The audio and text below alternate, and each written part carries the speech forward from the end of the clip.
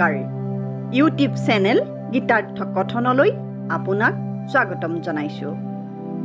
শ্ৰীমদ ভগৱত গীতা এই গ্ৰন্থভাগীৰ এটি সৰল অনুবাদ আপোনাৰ সন্মুখত উপস্থাপন কৰিব বিচাৰিছোঁ। আহকচোন আমি এই শাস্ত্ৰভাগীৰ ভিতৰলৈ সোমাই যাওঁ।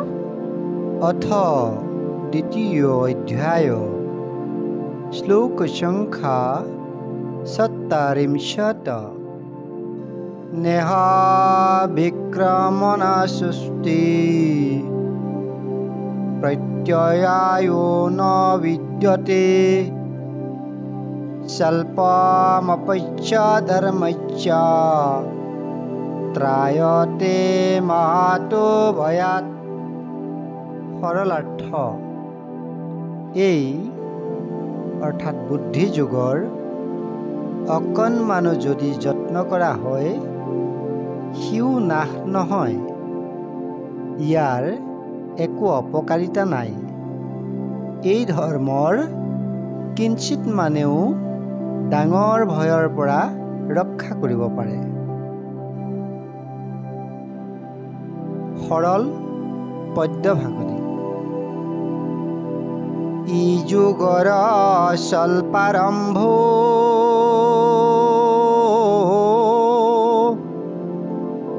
কদাপি ন হয় নাশ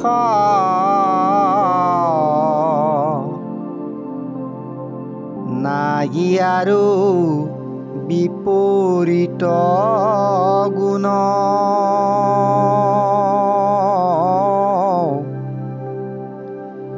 অনুমাত্ৰ অনুষ্ঠানে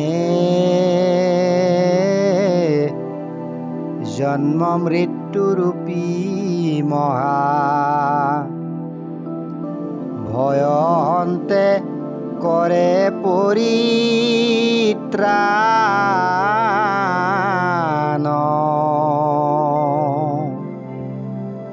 শ্লোক ভাগৰ সৰল ব্যাখ্যা। আগৰ শ্লোকত কোৱা হৈছে যে বুদ্ধিযোগ মানে কৰ্মযোগ, অৰ্থাৎ নিষ্কাম কৰ্মযোগ। বুদ্ধিযোগ বুদ্ধিৰ যোগ, অৰ্থাৎ বুদ্ধিমানৰ যোগ।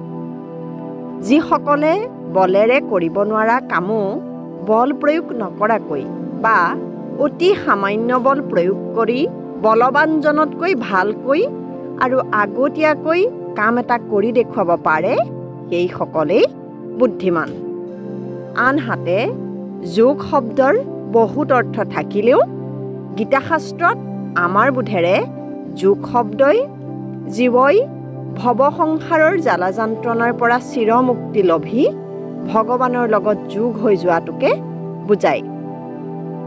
ইয়াৰ উপায় বহুতো আছে বাবেই গীতাৰ অধ্যায়বোৰৰ নাম যোগ ৰখা হৈছে।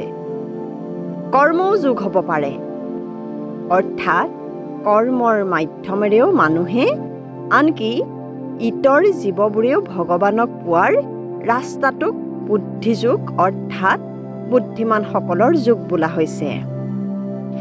কাৰণটো কি বাৰু? তাৰ কথাই কৈছে এই শ্লোকভাগে। এই ৰাস্তাৰে যদি আপুনি অকণমানো যাব পাৰিছে, সেই আৰম্ভও অলপো হানি বিঘিনি বা লোকচান নহ'ব।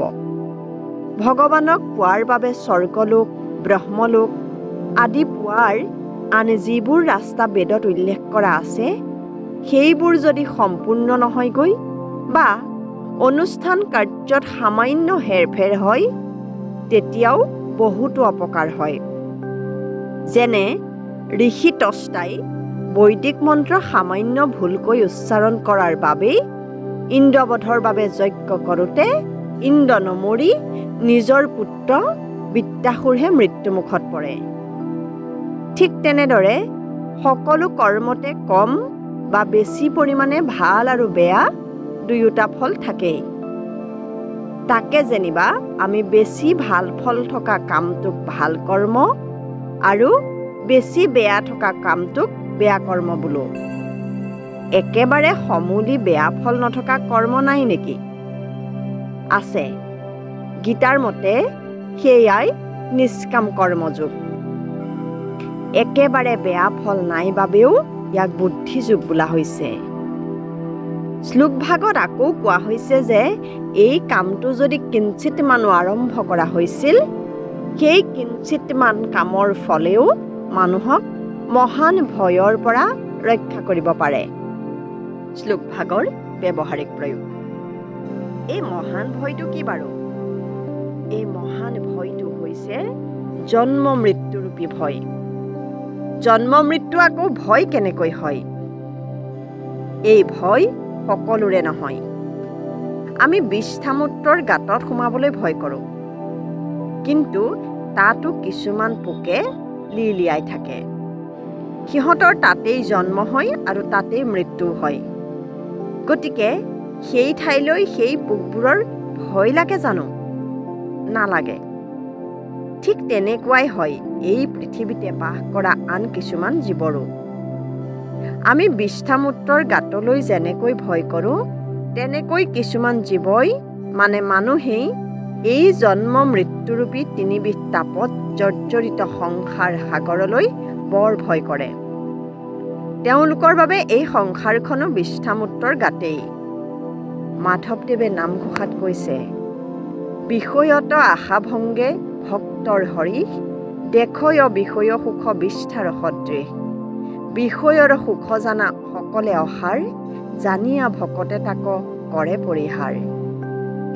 এইসকল ভকতে যাৰ বাবে সংসাৰ সাগৰখন এটা সাপ বাঘৰ মুখৰ আগত পৰাৰ দৰে মহান আতংকৰ বিষয় বুলি উপলব্ধ হৈছে, তেওঁলোকে যদি এই নিষ্কাম কৰ্মৰ সামান্যতম অভ্যাস কৰিছে, তেন্তে তেওঁ আৰু এই সংসাৰত পুনৰ জন্ম হোৱাৰ ভয়ৰ পৰা ৰক্ষা পৰে। নিষ্কাম কৰ্ম ইমান ফলদায়ক কিয়? সংস্কৃতত এভাগ শ্লোক আছে, পৰোপকাৰায় ফলন্তি বৃক্ষাঃ, পৰোপকাৰায় বহন্তি নদ্যঃ, পৰোপকাৰায় দুহন্তি গাৱঃ, পৰোপকাৰ্থমিদং শৰীৰম। সেইকাৰণেই আমি ক'ব খোজো যে এই বুদ্ধিযোগ ইমানেই ফলদায়ক যে ইয়াৰ দ্বাৰা কেৱল মানুহেই নহয়, গছ গছনি, নদী, জীৱ জন্তু সকলোৱে মুক্তিৰ অভিমুখী হয়। হিন্দু শাস্ত্ৰমতে জীৱই 84 লক্ষ যোনি অতিক্ৰম কৰিহে মানুহৰ জীৱন পায়। কেনেকৈ পায়? মানুহৰ জীৱন ভিন্ন অন্যবোৰ জীৱনত সিহঁতে পৰোপকাৰ কৰে। কেনেকৈ কৰে? গছে ফল দিয়ে, নদীয়ে পানী দিয়ে, গায়ে গাখীৰ দিয়ে আদি। কিন্তু শ্লোকটোৱে কৈছে আমাৰ শৰীৰটো বোলে পৰোপকাৰৰ বাবেহে। কিন্তু আমি কৰিছোনে? এই পৰোপকাৰেই নিষ্কাম কৰ্মযোগ, পৰোপকাৰেই ঈশ্বৰ সেৱা, এই পৰোপকাৰেই বুদ্ধিযোগ। আজি যদি আপুনি খালত পৰি থকা মানুহ এজনক উদ্ধাৰ কৰি থৈ আহিছে, সেই ফল অকণো নেহেৰায়। এদিন নহয় এদিন সি 100 গুণৰে আপোনালৈ উভতি আহিব।